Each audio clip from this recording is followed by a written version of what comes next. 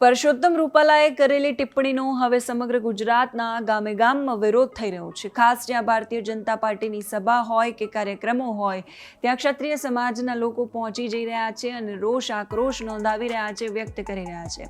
એવામાં ભાવનગરમાં પણ કાળા વાવટા દર્શાવી અને વિરોધ વ્યક્ત કરવામાં આવ્યો, સૂત્રોચ્ચાર કરવામાં આવ્યા. નીમુબેન બાંભણિયા ભારતીય જનતા પાર્ટીના ભાવનગરના લોકસભાના ઉમેદવાર જે ફોર્મ ભરવા જઈ રહ્યા હતા ત્યારે એમની સભામાં કાળા વાવટા દર્શાવી અને વિરોધ વ્યક્ત કરવામાં આવ્યો. એ જ સભામાં કેન્દ્રીય મંત્રી મનસુખ માંડવિયાની સ્પીચ ચાલુ હતી અને તળાજા તાલુકાના ભાજપના યુવા મોરચાના અધ્યક્ષ અને ક્ષત્રિય સમાજના આગેવાન રવિરાજસિંહ ગોહિલે સ્ટેજ પર ચડી ગયા અને એમને રાજીનામું જિલ્લા પ્રમુખને ધરી દીધું. ભાજપનો ખેસ ગળામાંથી કાઢ્યો અને બાજુ પર મૂકી દીધો સન્માનપૂર્વક. અને આ દ્રશ્યો જ્યારે જોયા હશે તો ભારતીય જનતા પાર્ટીને પણ આશ્ચર્ય થયું હશે. હવે ગઈકાલે રામનવમીના દિવસે પણ ફરી એકવાર ભાવનગરની અંદર વિરોધ થયો.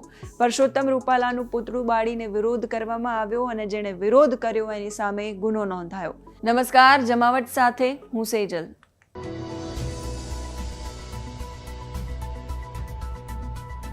ભાવનગર શહેરના વાઘાવાડી રોડથી પાણીની ટાંકી કાળિયાબેડને જોડતા રોડ પર ટાંકીવાળા સર્કલમાં અજાણ્યા યુવાનોએ પરસોત્તમ રૂપાલાનું પુતળું બાળ્યું. જાહેરનામાનો ભંગ થયો અને પોલીસ જાતે ફરિયાદી બની 20 યુવાનો વિરુદ્ધ નીલમબાગ પોલીસ સ્ટેશનમાં ફરિયાદ નોંધાવી.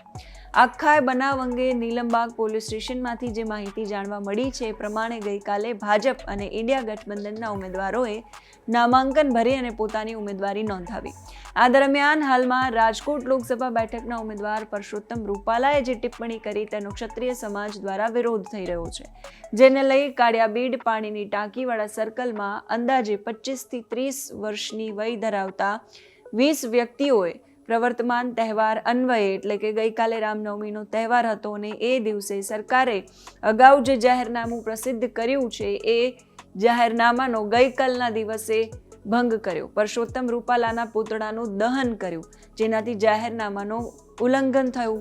આ બનાવની જાણ થતાં નીલમબાગ પોલીસ સ્ટેશનનો કાફલો ઘટના સ્થળ પર દોડી ગયો, પણ પોલીસને જોઈને ટોળું વિખેરાઈ ગયું. લોકો નાસી ગયા અને નાસી જતા 20 અજાણ્યા શખ્સો વિરુદ્ધ જાહેરનામાની કલમ 188 મુજબ ગુનો દાખલ કરવામાં આવ્યો અને પોલીસે વધારે તપાસ શરૂ કરી કે એ શખ્સો જે હતા એ કોણ હતા.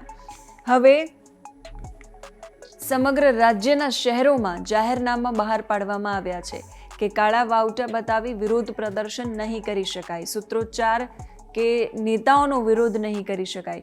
રૂપાલાની ટિપ્પણીને લઈને ભાવનગરમાં ક્ષત્રિય સમાજ સતત રોષ પ્રગટ કરી રહ્યો છે. ભાજપ વિરુદ્ધ મતદાન કરાશે એવી પણ એક ચર્ચાઓ ઉઠી છે.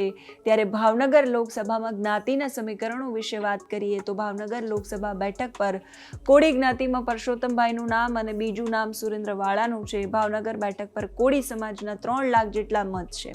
આ સંજોગોમાં આ બે નેતાઓ શું ભાગ ભજવે છે એના પર મતદારોનો આધાર છે. બીજી બાજુ નીમુબેન બાંભણિયા ભારતીય જનતા પાર્ટીના ઉમેદવાર, જે વિશ્લેષકોનું કહેવું છે કે વ્યક્તિગત રીતે એક કોરી પાર્ટી છે.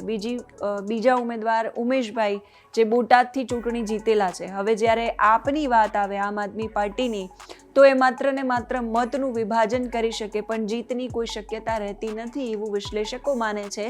કારણ કે ઉમેદવારોની પસંદગીમાં પણ ભાજપે ખૂબ સંશોધન કર્યું. ભારતીબેનને સફળ કેન્ડિડેટ તરીકે 10 વર્ષ પછી પડતા મૂક્યા અને હવે આ પરિબળોમાં કયા સમાજનો કેટલો વિરોધ થશે, એની અસર મતદાન પર થશે, એની અસર કોળી સમાજ પર પણ પડી શકે અને ઉમેદવારો પર પણ પડી શકે. 3જા નંબરમાં આ બેઠક પર ક્ષત્રિય અને 4થા નંબર પર પટેલ સમાજ આવે છે.